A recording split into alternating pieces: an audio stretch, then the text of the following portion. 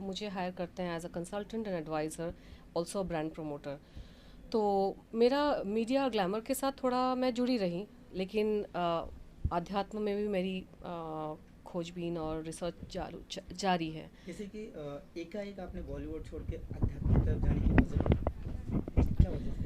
वजह मेरा अध्यात्म में हमेशा से इंटरेस्ट रहा है, बचपन से, बहुत कम उम्र से, जिसके बारे में लोगों को पता नहीं है, क्योंकि किसी ने पूछा नहीं तो मैंने बताया नहीं। और और फ्री टाइम में मैं बुक्स वगैरह पढ़ती थी, जितने भी आपके अभी न्यू एज राइटर्स हैं, जो बुक्स आजकल सब पढ़ रहे हैं, वो मैंने 13-14 साल की उम्र में मैंने पढ़ लिए थे। फिर एक टाइम आया जब मैं मॉडलिंग और बॉलीवुड में मैं सेटल हो चुकी थी, मैं काम कर रही थी, तब जब मुझे फ्री टाइम मिलता था, तब उस वक्त मैंने जो अपने जो धर्म है, ये जो प्रॉपरली जो बड़े धर्म है, उसकी मैंने स्टडीज़ मैंने साइड में शुरू कर दी थी। ये मेरी हॉबी थी और मुझे इसमें बहुत रुचि होती थी और बहुत इंटरेस्ट होता था। मुझे कभी कभी सपने भी आते थे, अलग अलग तरह के एक्सपीरियंसेस भी होते थे। तो मैं वो मेरा चल रहा था। फिर एक टाइम आया कि लाइफ में मेरे थोड़े उतार चढ़ाव आए, जैसा कि आपको सबको पता है कि करियर में, प्रोफेशनल लाइफ में और पर्सनल लाइफ जो मैंने कभी डिस्कस की नहीं है, लेकिन एक यंग पर्सन की लाइफ में, पर्सनल लाइफ में भी उतार चढ़ाव आते हैं। दिल भी टूटता है, दुख भी होता है और बहुत कुछ सो जब आप यंग होते हो तो चीज़ों को आप थोड़ा ज़्यादा ही स्ट्रांगली लेते हो। मैं बहुत हमेशा से सेंसिटिव रही हूँ। मैंने लाइफ को बहुत गहराई से देखा है। मैं चुपचाप रहती हूँ लेकिन मुझे महसूस सब कुछ होता है, यू you नो तो और मैं जब पहले मैं अपने आप को बहुत ज़्यादा अच्छे से एक्सप्रेस नहीं कर पाती थी। जो मुझे अगर मुझे ख़राब फील हो रहा है, बुरा फील हो रहा है, तो मैं उसको खुद ही गटक जाती थी, यहाँ की जाहिर कर दूँ।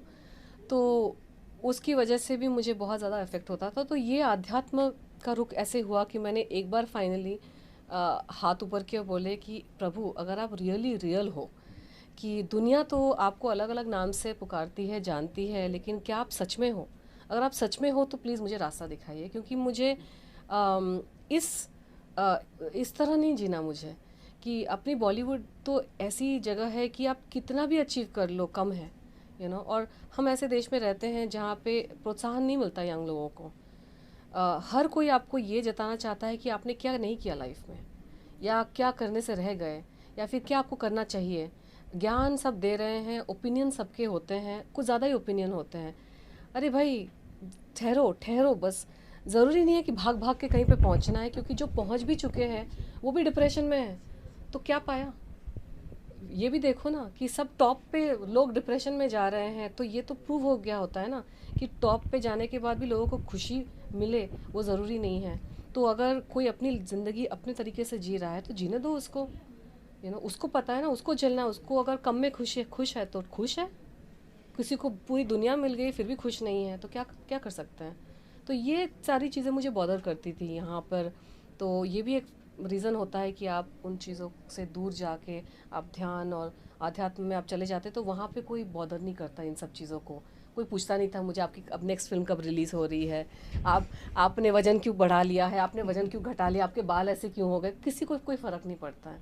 किसी भी धर्म रिलेटेड अध्यात्म के माहौल में आप जब जाते हो, अच्छे वाले गुरुजी हैं, अच्छे वाले जो जगह हैं। वैसे तो खराब खराब भी है, अब हमने सुना है अभी। Yes yes yes, I agree तो साथ है। वैसी जगह पे नहीं गई बाबा। बचा लिया मुझे, वहाँ पे नहीं भेजा। लेकिन मैं जो भी मैं आश्रमों में गई हूँ, जो भी हर धर्म जो मैंने सीखा है, चाहे बुद्ध धर्म हो, हिंदू धर्म में शिव की साधना मैंने की है, अपने वो कोयम्बटूर वाला आश्रम में। फिर ईसाई धर्म के में काफ़ी मैं इन्वॉल्व हूँ। तो मैंने अच्छी जगह पे मैं गई हूँ, अच्छे लोगों से मैंने सीखा है, तो वहाँ पे ना मुझे सबसे ज़्यादा एक्सेप्टेंस मिली है। किसी भी हाल में गो, कैसे भी कपड़े पहन के, कोई नहीं देखता आपने डिज़ाइनर कपड़े। यहाँ पे बॉलीवुड में किसी इवेंट में जाती थी, इतना तो खुश होकर तैयार होकर जाती थी। फिर पेपर में नेक्स्ट डे सुबह सुबह एकदम खुश होकर उठी, पेपर में पढ़ा सर्कल करके, ये देखो कैसे कपड़े पहने हुए हैं इसने, ये देखो इसने वजन हटा लिया है, कमा लिया है। कुछ भी करो यार, लाइफ में सेटिस्फैक्शन किसी को होती ही नहीं है। No matter what you do, you are working so hard, everybody is working so hard. कोई ऐसा इंसान है आज की डेट में हमारे देश में जो मेहनत नहीं करता? और मेहनत करने के बाद अगर आपको दुत्कार ही मिले तो कैसा फीलिंग होता है? जान दो यार, नहीं चाहिए। इससे मेरी you know I felt like that कि कोई तुम मुझे मेहरबानी नहीं कर रहे हो मेरे ऊपर मुझे फेमस रख के, और मैं अगर फेमस नहीं भी रहूँगी ना तो भी बहुत खुश रहूँगी। तो मेरी ऐसी फीलिंग हुई तो, और अच्छे लोग भी थे ठीक है, लेकिन जब आप यंग होते हो तो आपको बुरी चीज़ें ज़्यादा याद रहती हैं। तो फिर उस वक्त मैं चली गई, मन किया मेरा। जैसे कि 2 साल बाद आप कमबैक किए, जो आपके अपने हैं उनको क्या रिएक्शन रहा?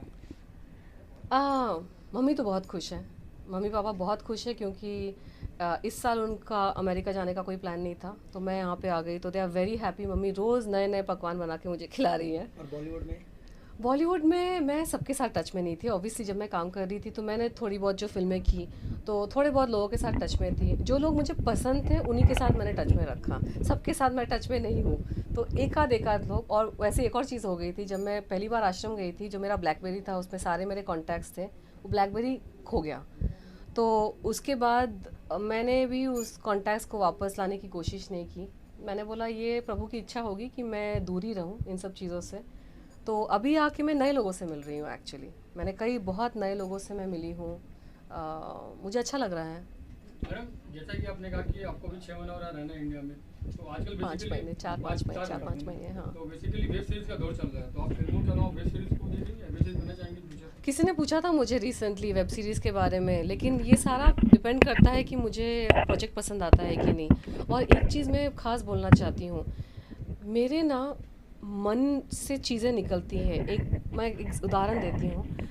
कुछ साल पहले किसी रियलिटी शो में मुझे उन्होंने फ़ाइनल किया, बड़े टीवी चैनल का, और बहुत अच्छी खासी मोटी रकम दे रहे थे मुझे, और बोले आपको बस 4-5 घंटे के लिए आना है, जज करना है, बच्चों का कंपटीशन है और बस कुछ नहीं, हम आपका 4-5 घंटे में काम ख़त्म कर देंगे और 15-20 डेज़ का आपका काम है। और बहुत अच्छी रकम उन्होंने दी, मैं तो खुश हो गई। मैंने बोला ठीक है, काम ठीक है, आई विल डू दैट। फिल्में मुझे कुछ खास पसंद नहीं आ रही थी, तो वो मैं हाँ बोल के आगे आई घर, और योग करने बैठी, ध्यान करने बैठी। मेरा उस वक्त आश्रम में आना जाना था, तो मेरा 4-5 घंटे का योगा का प्रोग्राम होता था। तो 4-5 घंटे ध्यान व्यान करके जब मैं ध्यान से बाहर निकली तो फर्स्ट थिंग मेरे मन में आया, चेक रिटर्न कर दो। मैंने बोला प्रभु नहीं, बहुत बहुत भारी रकम है, मुझे नहीं नहीं, मैं नहीं रिटर्न करना चाहती। और चेक देके उन्होंने भेजा था मुझे, बोले नहीं चेक रिटर्न कर दो। अब क्यों मेरे मन में वो बात आई थी, I knew God spoke to me, I don't know, but मैंने वापस जाके चेक रिटर्न कर दी। और बहुत बार लाइफ में ऐसा हुआ है कि कुछ आया है प्रोजेक्ट, और बहुत ल्यूक्रेटिव प्रोजेक्ट है, बहुत पैसे मिलने वाले हैं, और मन में एक बात आई है कि नहीं, ऐसा नहीं है कि वो गलत है मेरे लिए या गलत है किसी और के लिए, मेरे लिए उस वक्त शायद कुछ और है। मैंने क्या किया, उस रियलिटी शो को छोड़ के मैं लद्दाख गई साइकिलिंग करने, मनाली टू लद्दाख। मैंने कितने किलोमीटर्स, मैंने 550 किलोमीटर मैंने साइकिलिंग की। मनाली टू लद्दाख ग्रुप में गई थी और पैसे दे के गई थी। यहाँ मैंने चेक रिटर्न किया और वहाँ खुद के पास पैसे दे कर मैं साइकिलिंग मैंने की। लेकिन जो मेरा एक्सपीरियंस हुआ, मैं उसको शब्दों में बयान नहीं कर सकती। मैंने जन्नत छू लिया वहाँ पे वो साइकिलिंग करके। तो कभी कभी मुझसे ये सारा करवा देते हैं भगवान जी, तो ये भी एक फैक्टर है कि प्रोजेक्ट अगर आएगा भी, पसंद भी आएगा, लेकिन मेरे दिल से बात निकलेगी ये नहीं और अभी नहीं, तो फिर मुझे उसको मना करना पड़ेगा और शायद किसी और के पास चला जाएगा और अच्छा ही प्रोजेक्ट होगा। तो वो एक फैक्टर है, मुझे वो फैक्टर इन करना पड़ता है। So let's see what happens, I really don't know. So ma'am, सबसे पहले आपकी सबसे बड़ी प्रायोरिटी क्या है? क्या मतलब किस बात के लिए आप यहाँ पे मुंबई में आए, मतलब इंडिया आए, या काम के सिलसिले को लेकर, या आप लोगों से मिलने, या मेरा ग्लैमर की दुनिया वापस एंटर करना, उसका क्या रीज़न? कुछ एक बात सच में बताऊँ, मुझे पता नहीं कि मैं क्यों आई हूँ, बिकॉज़ मेरा आने का कोई प्लान ही नहीं था। मैं तो वहाँ पे सबर्ब्स में शिफ्ट हो गई थी। 2 साल सिटी में रहने के बाद मैं फाइनली सेटल हो चुकी थी, मेरा ग्रीन कार्ड आ चुका था, मेरा वहाँ पे काम वाम सब अच्छा चल रहा था, और मैंने सोचा सबर्ब्स में एक कोने वाला एक बहुत सुंदर सा अपार्टमेंट लेके मैं वहाँ पे सेटल हो जाती हूँ, और फिर बस आगे चलता रहेगा, मम्मी पापा आते रहेंगे। कैसे सिचुएशन ऐसी हुई कि मैं फिर यहाँ पे आ गई, तो मेरा कोई मोटिव नहीं था आने का। तो I really don't know, I am going with the flow. कोई पर्पस तो होगा ज़रूर, उसको ही पता है कि क्या पर्पस है, and I really don't know, but I am enjoying it, जो भी है। क्योंकि आपने मैरून पहना हुआ है और ओशो आश्रम में भी मैरून पहना जाता है। जब आप किसी से मिलती हैं तो क्या डिस्कस करते हैं मेडिटेशन के बारे में? क्या क्या ज़िंदगी रही, और जब आप यहाँ पे थी तो कैसा फील करती थी? अपने दोस्तों को बताती है इस बारे में बात होती है आपके लोगों को, आप अवेयर करती है कि ये भी एक ज़िंदगी, लेकिन एक वो भी एक चीज़ आप एक्सपीरियंस करती है? उनके आश्रम में तो मैं कभी गई नहीं हूँ, लेकिन मैंने ओशो के काफ़ी बुक्स पढ़े हैं और उनका जो अध्यात्म, जो उनके नज़रिए से जो भी उन्होंने कहा है, मैंने उनकी भी बुक्स पढ़ी है। मैंने सभी के बुक्स पढ़े हैं। ऐसा कोई धर्म नहीं है जो मैंने पढ़ा नहीं है, ऐसे कोई गुरुजी नहीं है जिनकी मैंने बुक्स पढ़ी नहीं है। एक आध टोले से लेकर सब मैंने पढ़ा है। एक वक्त था जो मुझ में इतनी भूख थी कि मैं 8-8 घंटे मैं एक टीवी चैनल आता है ना, गॉड टीवी करके, उसमें पास्टर्स वो सरमन देते हैं बाइबल के बारे में। मैं 8-8 घंटे योग, ध्यान, आध्यात्म से रिलेटेड मैं चीज़ों का, मैं ऐसे मुझे लगता है कि मैं जन्म जन्म से भूखी हूँ और मुझे खाना चाहिए, और मैं 8-8 घंटे आध्यात्म रिलेटेड चीज़ों में मैं इन्वॉल्व होती थी। तो मैं जब मिलती हूँ लोगों से, मैं इम्पोज नहीं करती हूँ अपना कुछ उनके ऊपर, क्योंकि बहुत सारे लोग मैंने देखा है उनको इन सब चीज़ों में बिल्कुल इंटरेस्ट नहीं है। तो मैं एज ए ह्यूमन बीइंग मैं इंटरेक्ट करती हूँ, मैं डेमोन्स्ट्रेट करती हूँ जो मैंने सीखा है और जो मैंने पाया है, उसको मैं एक प्रवचन के हिसाब से मैं थोपना नहीं चाहती हूँ किसी के ऊपर, और उसका शायद असर भी नहीं होगा। लेकिन जिसको चाहिए, जिसको सुनना है, मैं उसको बोल सकती हूँ। अगर कुछ पूछना है तो पूछ लो, मैं मुझे जितना पता है मैं बोल दूँगी। लेकिन मैं अपनी जीवन से, अपनी लाइफ से ये डेमोन्स्ट्रेट मैं करूँगी जो ज़रूरी है आज की डेट में। और ये भी मैं बोलना चाहती हूँ कि आज की डेट में हमारे कंट्री में बहुत यंग लोग हैं जो सुसाइड कर रहे हैं, जो हार मान के ज़िंदगी से ही वो ऑफ हो रहे हैं। और मैं भी उस एज में थी एक टाइम पे, जब मैं भी बहुत दुखी थी। मेरे लाइफ में भी मुझे लग रहा था कि कुछ नहीं हो रहा है, या फिर कंट्रोवर्सी कुछ हो गई या कुछ प्रॉब्लम हो गया, तो आपको लगने लगता है कि अरे यार सब ख़त्म हो गया। ये छलावा है, क्योंकि आपकी लाइफ में चाहे कितना कुछ अच्छा चल रहा है, एक चीज़ अगर ख़राब हो जाती है पर्सनल लाइफ में, किसी ने बंदे ने धोखा दे दिया, या किसी दोस्त के साथ कुछ अनबन हो गई, या फिर कुछ करियर में कुछ एक चीज़ कुछ हो गया, आपको लगने लगता है ये पूरा आपकी ज़िंदगी कंज्यूम हो गई। That is not true. अगर आप उसको दूर से देखें तो ये एक छोटा सा हिस्सा है, वो पार हो जाएगा। लेकिन जो यंग होते हैं वो उस तरह से नहीं सोच पाते। ये विजडम एज के साथ आती है, समय के साथ आती है। अगर आप ज़िंदा रह गए तो आप एक दिन उसको पीछे मुड़ के देखोगे ज़रूर कि अरे यार वो तो मुझे बर्बाद कर देती वो सिचुएशन, या मैं तो मर ही गई थी या मर ही गया था, लेकिन मैंने वो डिसीजन नहीं लिया अपने आप को हानि पहुंचाने का। तो आज मैं मुड़ के देख रहा हूँ तो अरे यार वो तो पार हो गया। तो ये चीज़ मैं डेमोन्स्ट्रेट कर रही हूँ, क्योंकि सबको पता है इस कंट्री में कि मेरे ऊपर से कितना कुछ निकला है।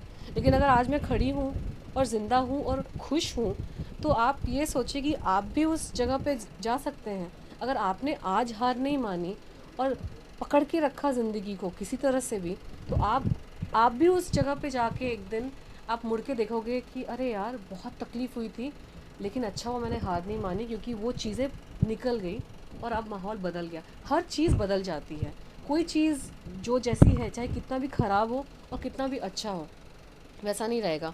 एक टाइम पे आप सोचिए, आज से 20, 25, 30 साल पहले कौन सुपरस्टार्स थे? आज है वो सुपरस्टार्स? कोई उनके बारे में जानता भी है? Nobody knows about them. जो स्टार्स थे, तो जो आज है सुपरस्टार्स, आज से 30, 40, 100 साल बाद nobody is gone. So everything is temporary. Whether it's great or whether it's shit, it's all going to be temporary. वो चीज़ मैंने खुद सीखी है, and I would probably like to tell everybody, because हमारे देश में बहुत डिप्रेशन है, बहुत लोग डिप्रेस्ड है, बहुत लोग हार मान ले रहे हैं। एंड मैंने बहुत सारे इंसिडेंसेस भी पढ़े हैं, अपनी इंडस्ट्री से पढ़े हैं। मुझे हमेशा लगता है कि अरे यार, मुझे जो राह मिली, मेरे जो दरवाजे खुल गए अध्यात्म के, जिन्होंने मुझे हेल्प किया, जिस चीज़ ने मुझे बहुत हेल्प की, मुझे नेगेटिव से पॉजिटिविटी में लाने के लिए, मैं चाहती हूँ कि सबको वो हेल्प मिले। एंड सो मैं ऐसे वैसे ही बस। हाँ, और ना वो है किस तरीके से पाई? एक लाख जैसे कि आपके फैन एक लाख और ना वो है करोड़ रुपए से होना चाहिए। जैसे हेल्प, मैं एक बात बताऊँ,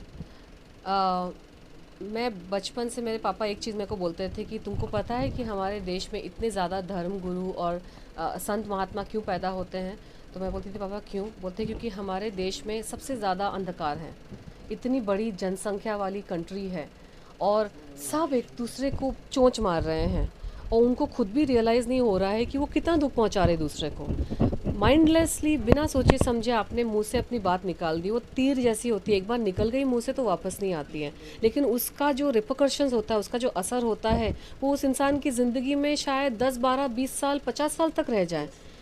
तो अगर आप किसी को आज पकड़ के पूछो कि भाई तू ऐसे क्यों है, और अगर थोड़ा उस पर उसको याद आएगा उस 20 साल पहले उसने किसी ने मुझे ये बात बोली थी, मुझे बहुत दुख हुआ था, किसी ने कुछ किया था। ये चीज़ को बंद करना पड़ेगा। हर इंसान को ज़बान पे कंट्रोल करना बहुत ज़रूरी है। आपके मन में जो आता है आप बोल देते हो, जो आता है आप लिख देते हो। सोचो यार किसी को दुख पहुंचेगा, ये इतना सा ही अगर कोई कर लेना तो मैं तो वही सोचती हूँ, इतना मंदिर मस्जिद ये वो इतना धर्म को लेकर ये सब कपड़े पहने हुए हैं, सब इतना दिखावा करने की ज़रूरत नहीं, बस ज़बान पे कंट्रोल कर लो, बस उतना ही काफ़ी है। दूसरे आपकी किसी बोल से और किसी हरकत से दूसरे को दुख ना पहुँचे, दैट्स इट।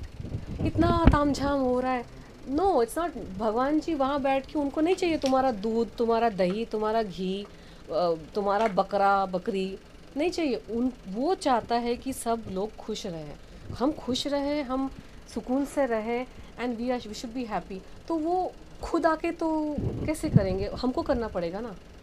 हमको एक दूसरे की भावनाओं को थोड़ा सेंसिटिव होना पड़ेगा। सो वैसे ही होगा, वरना पैदा हो जाएंगे और धर्मगुरु उनके भी इतने 50 मिलियन फॉलोअर्स बन जाते हैं, तो अब उससे क्या फ़ायदा होता है। इनको लगता है ये तो महाराज है, हम इनके जैसे नहीं बन सकते हैं, तो वो डिवाइड बना रहता है भगवान और इंसान में। वो डिवाइड को कैसे कम करें? आपका आचार और आपके विचारों को बदलना ज़रूरी है, वैसे ही चेंज होगा। कोई एक इंसान आके सबको बदल नहीं सकता है। हर इंसान अगर खुद से रियलाइज़ करे कि मेरी सोच विचारधारा में मुझे थोड़ा बदलाव करना चाहिए, या मेरे बोलचाल हरकतों में मुझे बदलाव थोड़ा करना चाहिए, that is how change is going to happen. Each of us will have to do that. Thank you. Thank you.